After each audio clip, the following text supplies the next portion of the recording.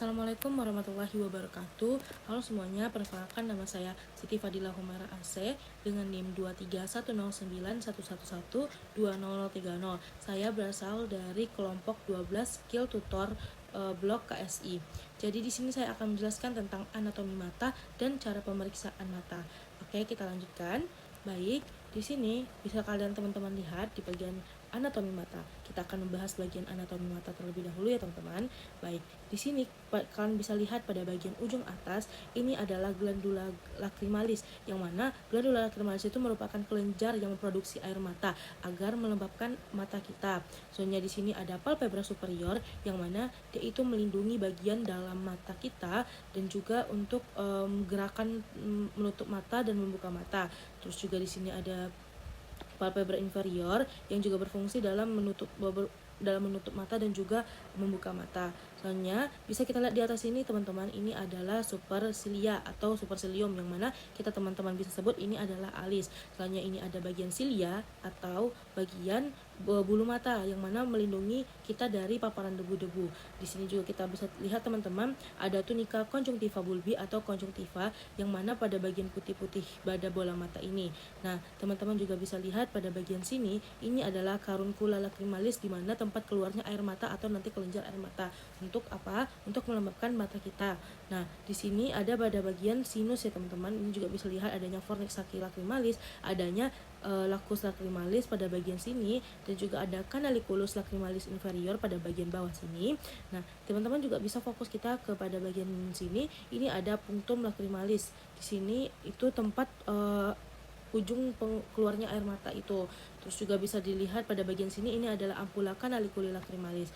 Oke, di sini bisa juga dilihat ya teman-teman, pada bagian bawah perlapisan ini itu adalah fornix conjunctiva superior, sedangkan yang di bawah ini adalah fornix conjunctiva inferior.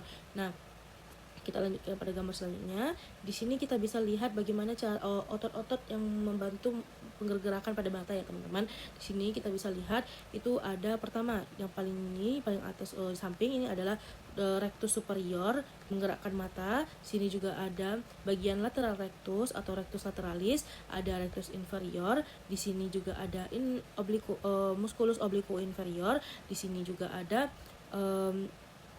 torclea ataupun ligamentus sling. Di sini juga ada bagian frontal bone atau tulang bagian frontal atau bagian depan. Kita bisa lihat pada bagian ini adalah nervus opticus yang mempersarafi bagian mata nanti. Di sini kita juga bisa lihat ada retina, adanya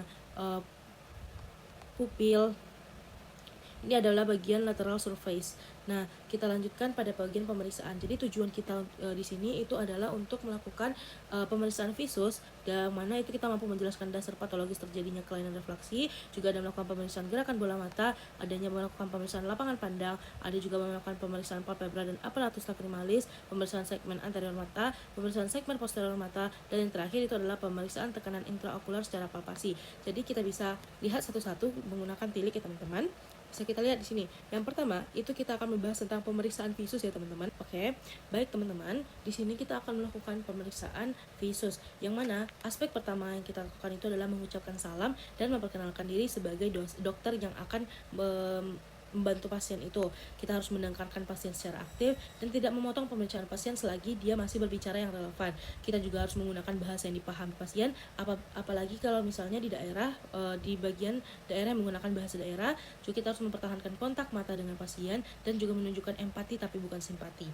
Oke, kita lanjut ke bagian aspek persiapan pemeriksaan. Yang pertama, kita harus menyiapkan kertas optulip Snellen pada jarak 6 meter. Ada bentukan kertasnya itu seperti ini ya teman-teman. Bisa dilihat ini adalah kertasnya. Nah, jarak yang digunakan yaitu adalah sekitar 6 meter yang mana apabila teman-teman berada di ruangan yang lebih kecil, teman-teman bisa menggunakan cermin untuk menjadi bias untuk penglihatan pada bagian kertas ini ya teman-teman. Oke, selanjutnya itu adalah mempertahankan kontak mata dengan teman-teman, kita harus mengatur penerangan yang cukup, yang mana itu sangat penting untuk melakukan tes dari optotip Snellen itu, karena apabila pasien tidak bisa melihat dengan jelas, maka itu akan terjadinya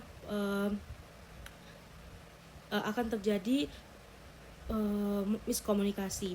Oke, kita lanjutkan ke aspek pemeriksaan selanjutnya, yaitu meminta pasien menutup mata yang tidak diuji ditutup menggunakan tangan, tidak boleh ditekan, mata kanan diperiksa terlebih dahulu. Jadi teman-teman di sini nih kita akan menguji pasien itu menggunakan kertas Snellen ini dengan cara pasien itu akan kita suruh untuk menutup mata pada bagian kirinya dan akan dimulai dari bagian mata kanan terlebih dahulu untuk melihat bagian dari si gambar yang ada ditunjukkan ini.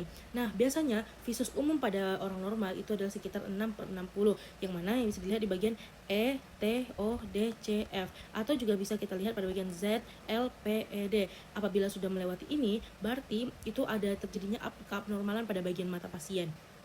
Oke, kita bisa lanjut. Pertama itu kita bisa menutup mata pasien untuk melihat apakah pasien bisa menjawab atau tidak, itu pada bagian kanan terlebih dahulu, baru pada bagian kiri juga ditutup pada bagian kanannya, kita suruh pasien untuk membaca hal-hal tersebut. Oke, selanjutnya kita bisa lihat meminta pasien untuk membaca huruf yang tertulis pada ototip Snellen mulai dari deretan yang paling atas ke bawah sampai deretan huruf terkecil yang masih dapat dibaca tanpa melakukan kesalahan. Seperti yang sudah saya sebutkan tadi, teman-teman bisa dibaca dari bagian T sampai E. Dan sebenarnya untuk manusia ataupun kita bisa membaca itu sampai bagian bawah sini atau pada bagian sini. Nah, itu saya teman-teman. Baik, selanjutnya kita bisa untuk mengulangi untuk mata yang lain ya, seperti yang saya sebutkan tadi, dimulai dari bagian kanan menuju ke bagian yang kiri. Terus baru kita akan menginterpretasikan hasil pemeriksaan yang telah dilakukan. Oke, selanjutnya kita akan masuk ke bagian daftar tilik, yaitu pemeriksaan segmen anterior mata, tekanan bola mata, dan juga segmen posterior mata ya teman-teman. Yang pertama, seperti yang sudah saya jelaskan di aspek komunikasi pada bagian pemeriksaan visus tadi, kita harus mengucapkan salam, merekam diri, mendengarkan secara aktif, melakukan anamnesis yang baik sebagai dokter dan juga pasien. Selanjutnya, setelah kita melakukan anamnesis tersebut, maka kita akan lakukan pemeriksaan. Nah, aspek pemeriksaan persiapan pemeriksaan yang pertama itu kita harus menjelaskan kepada pasien tentang pemeriksaan yang akan dilakukan. Yang kita akan lakukan itu adalah pemeriksaan segmen anterior mata, tekanan bola mata, dan juga segmen posterior mata ya teman-teman. Selanjutnya kita lanjutkan untuk pemeriksaan dan posisi pasien duduk berhadapan pada jarak dan jangkauan lengan pemeriksa berhadap-hadapan kepada kita. Selanjutnya itu ada aspek pemeriksaan palpebra dan aparatus lacrimalis, yang mana pemeriksaan keadaan kulit pertama kita akan melakukan pemeriksaan keadaan kulit palpebra, visura palpebra, simetrisitas, dan juga arah dari margo palpebra. Tadi teman-teman sudah saya jelaskan pada bagian anatomi mata tadi, itu untuk bagian kulit palpebra. Kita lihat pada bagian kulitnya itu apakah terjadinya perubahan warna seperti adanya kemerahan ataupun bentukan lebam. Selanjutnya itu ada di bagian visura palpebra, di bagian ininya cekungannya itu, dan juga kita lihat simetrisitas pada bagian palpebra sebelah kanan, sebelah kiri, dan juga sebelah kanan, dan juga arah dari margo palpebranya. Selanjutnya itu kita melihat pada bagian bulu mata superior dan inferiornya teratur atau tidak, ada kotoran atau tidak, dan arah pertumbuhan bulu mata. Nah, bulu mata itu yang ini ya teman-teman. Nah, kita bisa lihat pada bagian bulu mata pasien itu apakah adanya tidak kesimetrisan pada bagian bulu mata, teratur atau tidak, dan apakah ada kotoran di bagian bulu matanya. Dan arah pertumbuhan bulu mata kita lihat apakah dia itu arahnya keluar atau masuk ke dalam ya teman-teman, karena itu sangat penting juga. Oke, untuk pemeriksaan muara selanjutnya kita akan lakukan pemeriksaan muara saluran lakrimal, yaitu bagian saluran dari bagian glandula lacrimalis pada bagian atas ke bagian bawahnya. Nah, itu kita lihat arahnya apakah adanya penutupan atau pembukaan yang terlalu menjadi keabnormalan pada bagian mata kita. Soalnya itu kita bisa raba ya teman-teman di bagian sini. Nah, untuk palpebra juga kita bisa raba, melihat kesimetrisannya itu dengan meraba bagian matanya dengan keduanya di bagian sini, dipegang-pegang. Oke, apakah dia simetris atau tidak. Oke, soalnya itu kita bisa lihat pada bagian pemeriksaan kulit di atas sakus lacrimalis apakah terdapat benjolan, nyeri tekan atau tidak, atau tanda radang fistula seperti yang saya jelaskan tadi ya teman-teman. Pada bagian glandula kita tekan-tekan terlebih dahulu, terus kita sampaikan ke bagian dari atas sampai ke bawahnya itu kita tekan-tekan ya teman. Apakah adanya ekspresi pasien itu bentukan yang radang, dan apakah adanya nyeri tekan ataupun tidak. Nah, selanjutnya kita akan melakukan pemeriksaan segmen anterior, yang mana kita harus meminta pasien untuk memandang lurus ke bagian depan, kemudian periksa konjungtiva bulbinya dengan menggunakan senter ya teman-teman. Caranya itu kita sebagai dokter berdiri di samping pasien. Kita lanjutkan ya terlebih dahulu. Oke, kita langsung pemeriksaan konjungtiva palpebra inferior. Mintalah pasien melihat ke arah atas, tekan kelopak mata bagian bawah ke arah bawah dengan jempol pemeriksa. Seperti ini ya teman-teman. Kita lihat pasien suruh untuk melihat ke atas dan kita menekan ke bawah. Seperti itu, seperti ini ya teman-teman. Oke. Nah, selanjutnya kita periksa konjungtiva palpebra superior. Superior yang mana? Yang atas ya teman-teman. Mintalah pasien untuk melihat ke arah bawah, gunakan jempol untuk ataupun telunjuk pemeriksa untuk membalik bola mata seperti ini. Kita lihat ya teman-teman. Oke, selanjutnya itu adalah pemeriksaan kornea dengan menggunakan cahaya senter dari depan dan dari samping. Jadi kita itu berdiri di bagian samping ataupun dari depan pasien, melihat bagian cekungan dari korneanya, apakah adanya tonjolan yang berlebihan ataupun adanya peradangan pada bagian korneanya. Selanjutnya kita lihat kornea dengan menggunakan cahaya senter dari depan dan dari samping.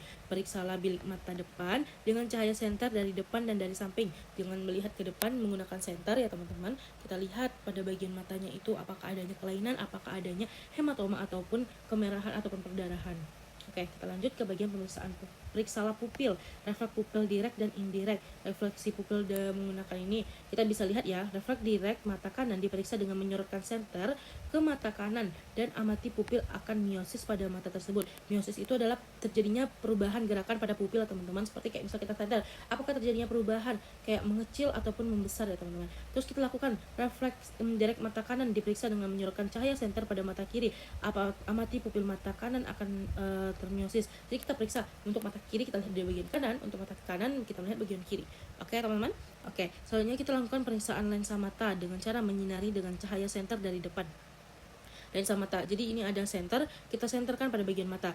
Apakah dia jernih atau adanya kekeruhan? Keruhnya itu kita lihat apakah keruhnya tipis, keruh kurang padat atau keruh padat. Nah, kita bisa juga melakukan tes bayang iris pada permukaan lensa untuk melihat adanya shadow test positif ataupun adanya shadow test negatifnya. Nah, untuk selanjutnya itu kita lihat adanya aspek pemeriksaan tekanan bola mata.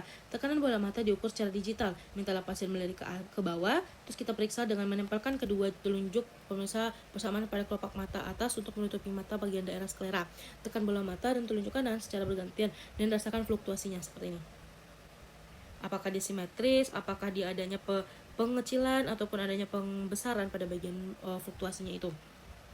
Oke, kita lanjut ke bagian pemeriksaan segmen posteriornya teman-teman. Yang pertama, kita mintalah pasien melihat satu objek di belakang pemeriksa. Aturlah lensa oftalmoskop sesuai dengan ukuran kacamata pasien. Oftalmoskop itu adalah alat untuk memeriksa pada bagian lensa pasien itu ya teman-teman. Terus kita pegang oftalmoskop dengan tangan kanan untuk memeriksa mata bagian kanan agar tidak berhadapan terlalu dekat dengan pasien. Nah, pada sisi kanan pasien pegang oftalmoskop dengan tangan kiri untuk memeriksa mata kiri pasien pada sisi kiri pasien. Jadi contoh ini adalah oftalmoskop teman-teman. Nah, oftalmoskop itu memiliki bagian kayak senter dan juga bagian kayak lensa di bagian sininya. Terus kita bisa lihat pada bagian mata kanan. Misalnya kita melihat pada bagian mata kanan pasien, kita akan melihat pada bagian mata kanan pasien yang sebelah sini ya teman-teman. Oke, kita lanjutkan. Untuk pemeriksaan refleks fundus, nyalakan oftalmoskop. Pemeriksa melihat secara dekat melalui lensa oftalmoskop yang hampir menyentuh mata pemeriksa. Posisikan oftalmoskop pada posisi 10-30 cm teman-teman di depan mata pasien. Nah, barulah kita sorotkan cahaya oftalmoskop ke pupil mata pasien dan pemeriksa mengamati gambaran warna cahaya yang ada dalam pupil pasien. Interpretasinya, refleks fundung cemerlang, redup dan negatif. Apabila kita tidak menemukan hal yang seperti ini teman-teman, maka terjadinya itu keabnormalan pada bagian matanya seperti yang sudah dijelaskan sama dokter Oski sebelumnya. Itu untuk pada bagian mata itu kita lihat apakah dia itu adanya peradangan ataupun pembesaran pembuluh darah pada bagian mata. Kita lihat juga pada bagian tengahnya itu apakah dia itu terjadinya bintikan yang melebar ataupun batasnya itu tidak tegas ataupun tegas. Oke, kita lanjutkan. Untuk pemeriksaan funduskopi, kita harus nyalakan oftalmoskop. Pemeriksa melihat secara dekat melalui lensa oftalmoskop hampir menyentuh mata pasien pada jarak 30 cm di depan mata pasien. Sorotkanlah cahaya oftalmoskop ke pupil mata pasien dan pemeriksa bergerak maju agar fokus. Jadi gini, menghidupkan, kita majukan sedikit demi sedikit ya teman-teman. Terus baru kita letakkan jari telunjuk pada bagian panel lensa, putar panel lensa untuk memfokuskan. Selanjutnya kita bisa deskripsikan hasil pemeriksaan yang dapat ditemukan oleh pemirsa. Yang pertama itu adalah diskus papil nervus opticus, dan juga adanya pembuluh darah retina di arteri ataupun vena yang bisa kita lihat ya teman-teman, apakah terjadinya tadi itu peradangan pada bagian pembuluh darahnya. Terus kita bisa melihat makula dan foveanya. Nah, setelah kita melihat ketiga ini, apabila terjadi peradangan ataupun adanya keabnormalan bisa kita catat untuk di hasil pemeriksaan. Nah, mungkin Sekian dari saya, mohon maaf apabila ada salah, karena salah letaknya di saya dan juga kesempurnaan terletak di pada Allah Subhanahu wa taala. Mungkin sekian dari saya. Terima kasih. Assalamualaikum warahmatullahi wabarakatuh.